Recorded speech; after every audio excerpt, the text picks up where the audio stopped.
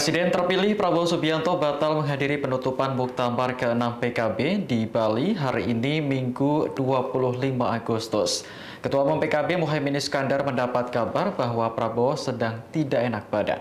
Kabar itu disampaikan oleh ajudan Prabowo Mayor Teddy. Lantaran tak bisa hadir, Prabowo menitipkan salam untuk semuanya di Muktamar PKB.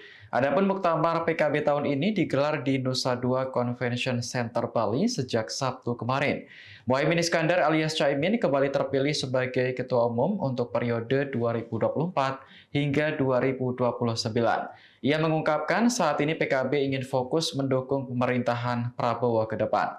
Wakil Ketua Umum PKB Jazilul Fawai juga menegaskan hal senada. Meski Prabowo tak hadir di penutupan Muktamar, dirinya yakin PKB tetap ada di hati Prabowo. Adapun tokoh yang hadir dalam acara ini seperti Wakil Presiden RI sekaligus Ketua Dewan Syuro PKB, Ma'ruf Amin. Download Tribun X sekarang, menghadirkan lokal menjadi Indonesia.